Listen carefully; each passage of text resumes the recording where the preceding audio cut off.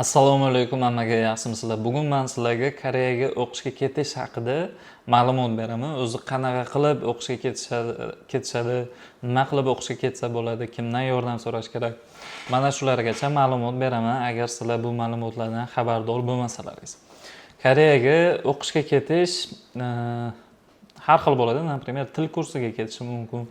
Kasbiy ta'lim, bakalavr, magistraturalarga ketishi mumkin. O'qishga qachon topshirish kerak degan savolga javob beraman, qisqa lo'nda qiladigan bo'lsa. Xo'p, Koreyaga o'qishga ketishda ikkita semestr bo'ladi, 1 yilda 12 oyda ikkita semestr, 6 oyda o'quvchilar Koreyaga hujjat topshirib turib, Koreyaga o'qishga ketishadi. Deylik, kuzgi semestr bor, bahorgi semestr bor. Bahorgi semestrga harakatda, ya'ni dokument tayyorlashni, universitetga hujjat topshirishni biz sentyabr oyidan boshlaymiz. Kuzgi semestrga o'qishga ketish uchun, ya'ni sentyabr oyida o'qishga ketish uchun biz harakatni mart oyidan boshlashimiz kerak. Mana shu narsani e'tiborga olib qo'yasizlar. Til kursi bor, foundation kursi deyiladi, ya'ni siz Koreyaga borgandan keyin koreys tilini o'rganasiz u yoqda, universitetda o'zida.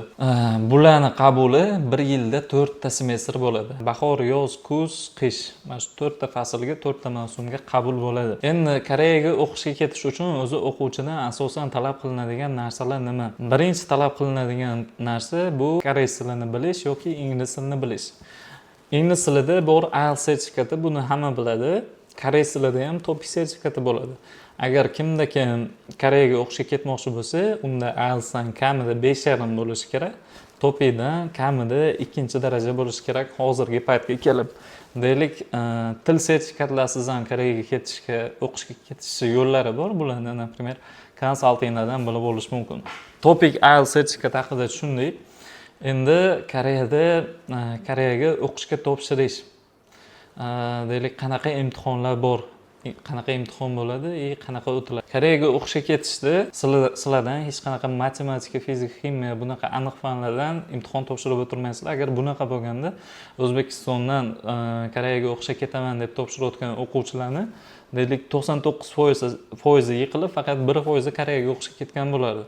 Bunaqa narsalar yo'q. Sizlardan olinadigan imtihon bu suhbat bo'ladi. Universitet vakillari bilan o'quvchining o'rtasida onlayn yoki offlayn suhbat bo'ladi. Sizlar faqat mana shu suhbat imtihonidan o'tib bersalaringiz bo'ldi. Suhbatda o'quvchidan suhbat olingan payti yoki koreys tilida olinadi yoki ingliz tilida. Koreys tilini bilganlar, ya'ni TOEFL sertifikati borlar, ular koreys tilida suhbatni topshiradi. Ingliz tilini bilganlar esa IELTS sertifikati bo'lganda ingliz tilida suhbat topshiradi. Savol-javob ingliz tilida bo'ladi. Asosan beradigan 3 ta savoli bo'ladi. Birinchisi o'zingni tanishtir deydi. Ikkinchisi nimaga bizni universitetda tanlading deydi. Sizlar o'sha universitet haqida ma'lumotni o'rganib qo'ygan bo'lishlaringiz kerak. Uchinchisi nimaga aynan Koreyaga o'qishga kelmoqchisan degan savolni beradi. Mana shu 3 ta savolga sizlar yaxshi javob beradigan bo'lsalaringiz universitetga qabul qilinasizlar. Faqat bitta joyga e'tibor berishlaringiz kerak. Hozir universitetlarga IELTS, deylik, ingliz tilini biladiganlar IELTS oladigan bo'lsa, IELTS minimum 5,5 bo'lishi kerak. Listening, reading joylari 5.0 dan baland bo'lishi kerak. 5,5 dan past bo'lmasligi kerak. Tushunibsizlar? 5.0 bo'ldiki, bo'ldi. Sizlar qayta topshirib turib, o'shani 5,5 qilib olishlaringiz kerak degani. Endi Koreyada o'qib ishlasa bo'ladimi degan global savolga men javob beraman. Deylik, hamma qiziqadiganlar birinchi navbatda mana shu savolni beradi o'zi. Men o'zim Koreyada 2 yil, 2,5 yil ishlab o'qib kelganman. O'zimning xarajatlarimni o'zim qoplaganman. O'zimning kontraktimni o'zim to'laganman. Menda koreys tilidan, TOEFL dan 5-daraja bo'lgan o'qishga ketayotgan paytim. Mana shu TOEFL sertifikatga yarasha yuqori kelinglar, men shu haqida birinchi tushuncha beray. TOEFL dan yoki IELTS dan qancha sizlarda yuqori daraja bo'ladigan bo'lsa, Koreyadagi universitetlar sizlarga shuncha ko'p scholarship beradi. Например, menda TOEFL 5 bor edi, 90% scholarship yutib olgandim. Bu degani 100% kontrakt $3,000 deylik. Men faqat $500 kontrakt to'laganman. Menga 90% skitka bo'lgani uchun. O'sha 90% grant bu scholarship skitka deyiladi. Siz 10% kontrakt to'laysiz, 90% shunchaki sizga bonus sifatida o'tib ketadi. Agar dehqoncha tilda aytsak, IELTS sertifikatlaringiz qancha yuqori bo'ladigan bo'lsa, sizlar universitetdan shuncha skorishib yutib olasizlar.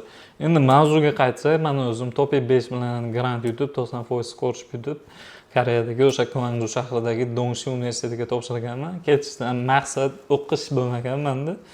Ketishdan maqsad ishlab, o'zimning sharoitimni o'zim tiklab olishim bo'lganda. Men u yoqda 2 yilcha pasti qolganman.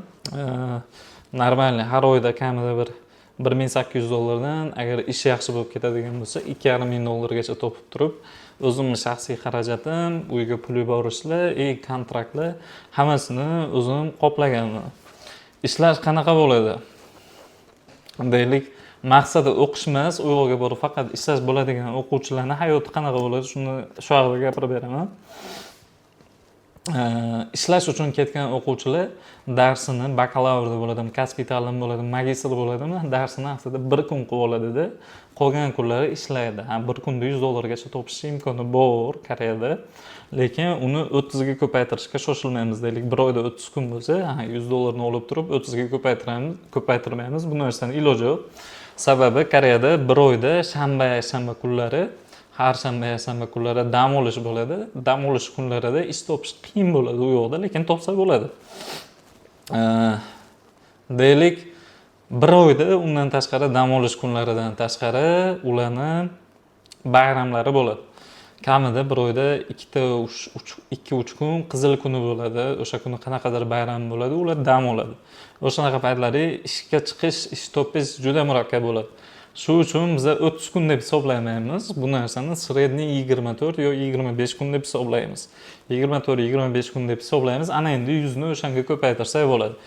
To mana shu 25 kunning ichida ham biz ishsiz qolib ketgan, ish topolmagan kunlarimiz bo'lardi-da. Ish sezon paytlari 25 kun chotki ishlardi, ish bo'lmagan paytlari уже uyda dam oladigan paytimiz ko'payib ketardi. Ish bo'lmagan paytlari sredniy $1,500, ish bo'lgan paytlari $1,500 dan $2,500 biz ishlab pul topardik. Rasxodimizga o'sha topayotgan pulimizni teng yarmini sarflab borardik. Men u yoqda, например, qonuniy ishlashim uchun elchixonadan albashinchon qilib olishim kerak edi. O'sha, ya'ni o'qishdan tashqari ishlash uchun men xavfsiz bo'lgan joylarda ishlash uchun sertifikat olishim kerak edi, lekin bu ish menga yoqmagan. Shuning uchun men nima qilganman, olganman-da. Hammaylar universitetga ham hech narsa demasdan, o'zi universitetdagi hamma biladi, biz nima qilamiz, nima qo'yamiz, hammasini ular yaxshi tushunadi. Indamasdan, hidini chiqarmasdan, xullas reydlarga tushmasdan Koreyada ishlab yurganim bo'ldi. Men ishlagan joyimda biror marta Xudoga shukr reyd bo'lmagan. Men shunaqa qilib ishlab pul topganman. Har xil ishlar bo'ladi. Например, kimlardir noshnoy smenada ishlaydi, o'sha TechPay degan joyda, pochta degan joyda ishlaydi. Ko'rinishidan yengil ko'rinadi, lekin belni bukib qo'yadigan ish bo'ladi. Kimlardir cho'ngso, cho'lgo, cho'ngri, ya'ni buzish, tozalash, qurish, mana shunaqa ishlarda ishlaydi. Xullas, kuniga o'sha sizlar eshitgan $100 ni topadigan ishlarda ishlasa bo'ladi. Endi Topic IELTS haqida gapirdim. Koreyada ishlash haqida gapirdim. Koreyaga o'qishga ketish haqida gapirdim. Kerakli bo'ladigan eng asosiy o'sha koreys tili, ingliz tilini bilish haqida gapirdim. Kelinglar, mana shu koreys tilini bilish haqida buni orqasidan bizga qanaqa foydalar keladi, Koreyaga o'qishga ketadigan bo'lsa, shular haqida gapiraman. Biza koreys tilini biladigan bo'lsa, yaxshi gapiradigan bo'lsa, borganimizdan keyin yaxshi gaplashib oladigan bo'lsa, koreyslar bilan. Deylik, tilni bilmagan odamga nisbatan ko'proq pul topib bilamiz Koreyada. Qanaqadir problemamiz chiqadigan bo'lsa, qanaqadir bosh og'rig'i orttirib olsa, o'zimizga o'sha narsani koreys tilini bilganimiz uchun u muammoni tez yechib, tez hal qilib, vaziyatdan chiqib ketib olamiz. Agar til bilmasak nimalar bo'ladi? Nimalarga biz tayyor bo'lishimiz kerak? Ish topolmaymiz, pul topolmaymiz, och qolib ketishimizga, ya'ni ochlik paytiga ham to'g'ri kelib qolamiz. Stress, depressiyalarga tushib qolamiz.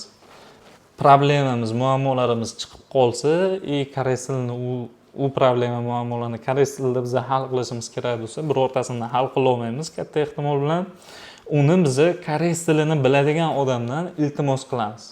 Boramizda, yalinamiz. Aka, shunaqa problema bo'ldi. Men koreys tilini bilmayman, sen koreys tilini bilasan, davay menga hal qilib ber, iltimos deymiz. faqat ishimiz o'shalarga tushishi bilan vaqtimiz o'tib ketadi. И har kuni aytamiz o'zimizga o'zimiz shu koreys tilini o'rganamiz vaqtimiz bo'lgan paytda deb. Agar biz tilni bilmasdan Koreyaga borsak, men maslahat berardim. Tilni o'rganib ketinglar Koreyaga ketishdan oldin. Kamida bir yarim yil hatcha yoki 1 yil, 1,5 yil qancha ko'p sarflasalaringiz o'zlaringizga shuncha foyda Koreyaga borgandan keyin. Men o'zimni shaxsiy Instagram profilimda Koreyaga o'qishga ketish, Koreyadagi qiyinchiliklar, vaziyatlar, boshqalar, kerakli dokumentlar, tudim hammasi haqida ma'lumot berib boraman qisqa reelslar bilan. Kimgadir qiziq bo'ladigan bo'lsa, Instagram profilimga o'tsa bo'ladi. Atanazarov 01 deb yozsalaringiz Instagramim chiqadi. Bugun beradigan sizlarga ma'lumotim shu edi. Hammaga rahmat.